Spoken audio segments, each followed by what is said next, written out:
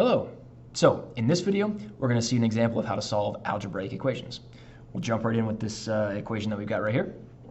So the first thing that I want to do is I want to look at each individual side of the equation separately. I'm going to start off just looking at the left. 24 minus 7x.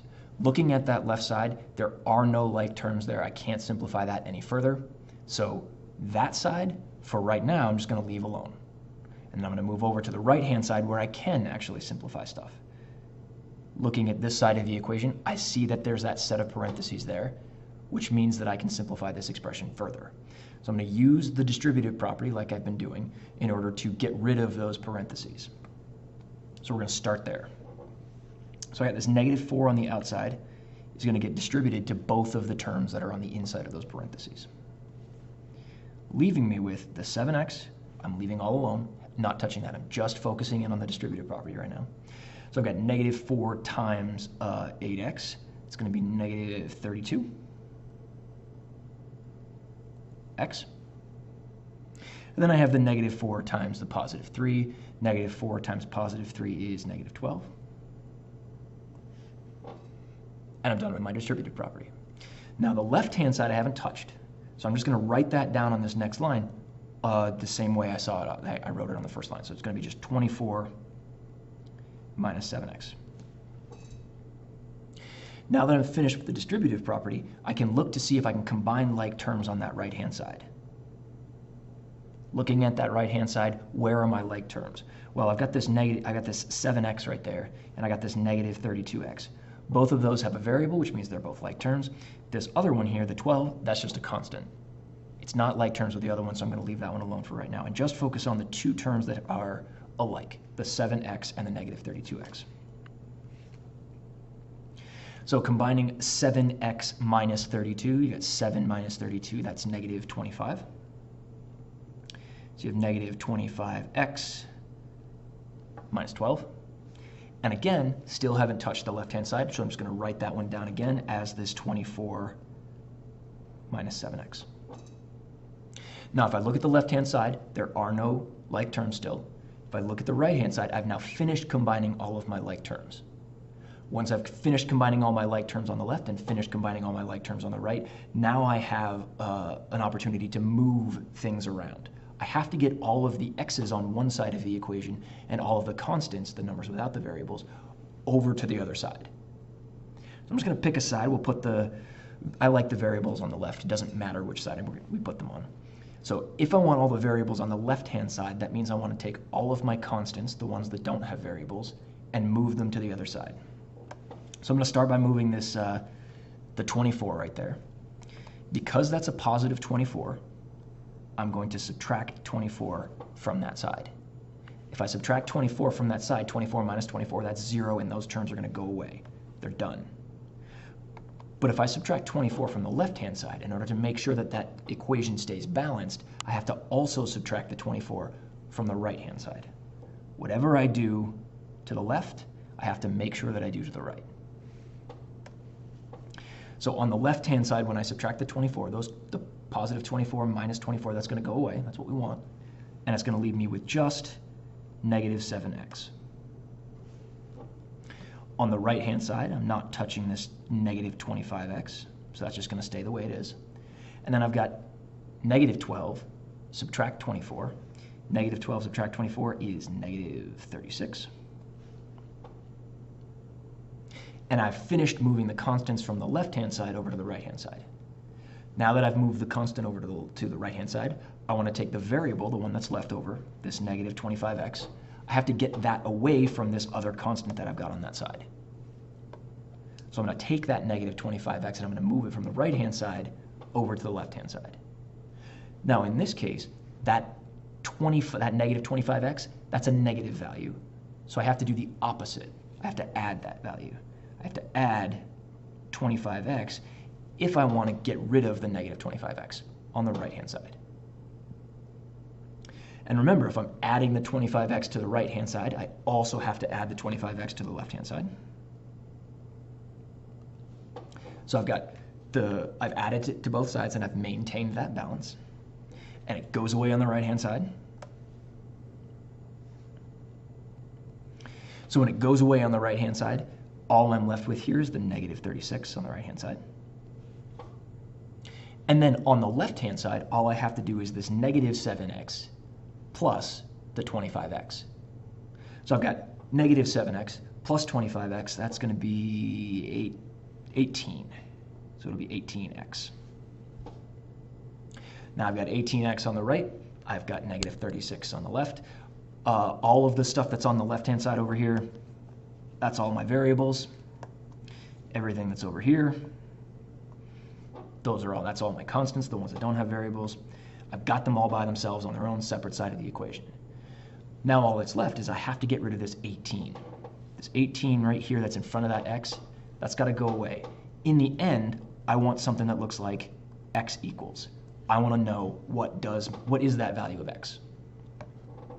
So, in order to get rid of that 18, because the 18 is multiplied by the x, I have to do the opposite operation. The opposite operation to multiplication is division.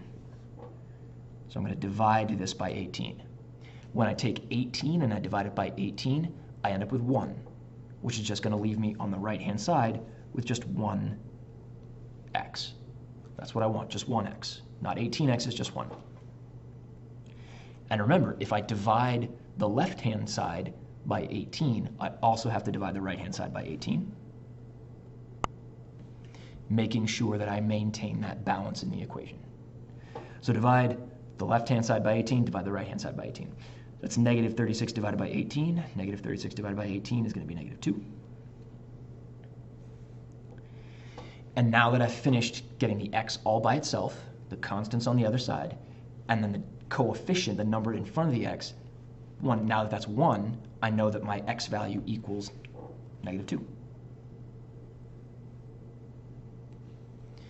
And that's my answer. X equals negative 2. Now, in order to make sure that I got the right answer here, I have to check my work. So now that I've found that x equals negative 2, we're going to check my answer here.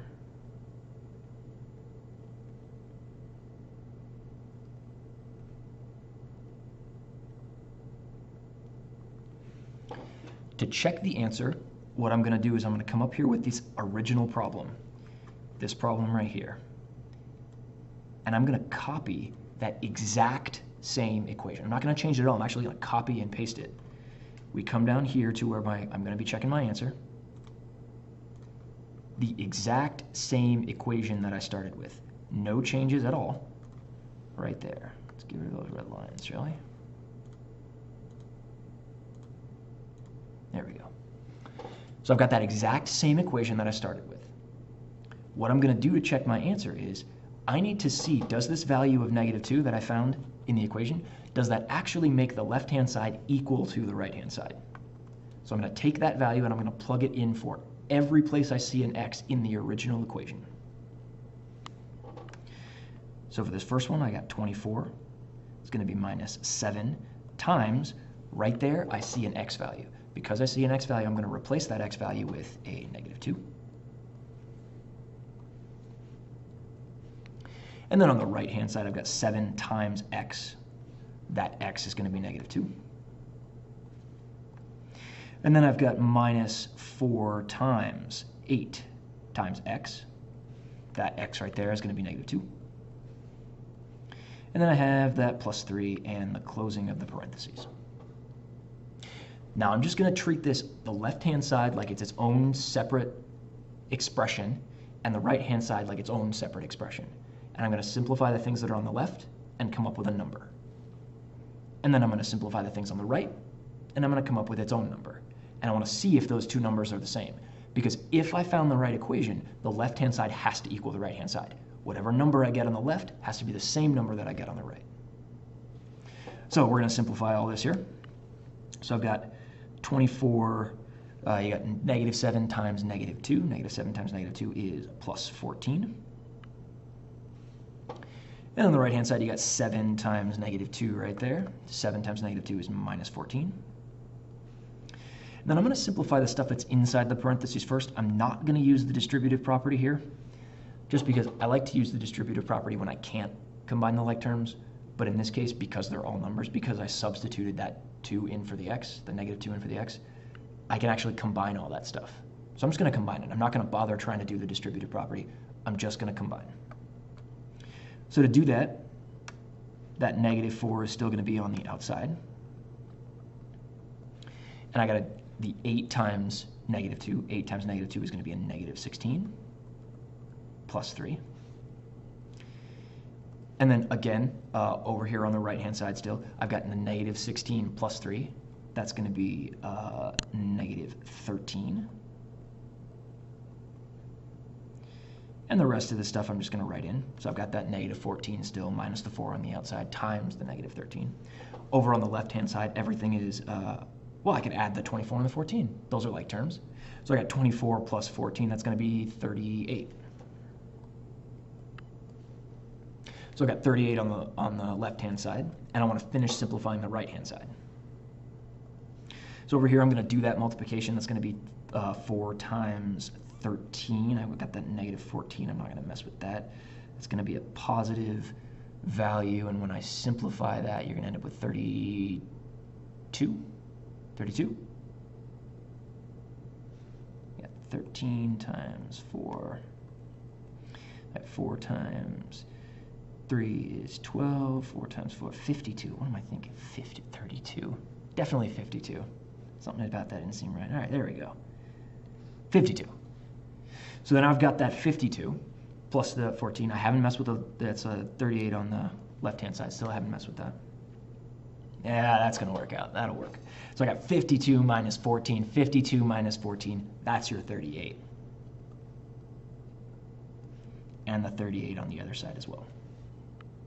So if you see, once I plugged in that -2, I did all of the simplification on the left-hand side as if it was its own expression, and I got 38. Then I did the same kind of simplification process on the right-hand side, treating it like it's its own expression, and I got 38 on the right-hand side. That means when I take x equals -2 and I plug it into the left and I plug it into the right, those two sides are exactly balanced. They're exactly equal. And the answer that I get is, in fact, that value of x equals -2. That's my final answer. Now this 38 here, don't get confused. The 38 is not my answer. The 38 is just a value that I need to make sure that it's the same on the left and on the right. The 38 is just the value of the left-hand side of the equation, and the 38 is the value of the right-hand side of the equation. That's not associated with your answer. Your answer is this, x equals -2. That's the thing that you want to call your answer. And that's it. You're done.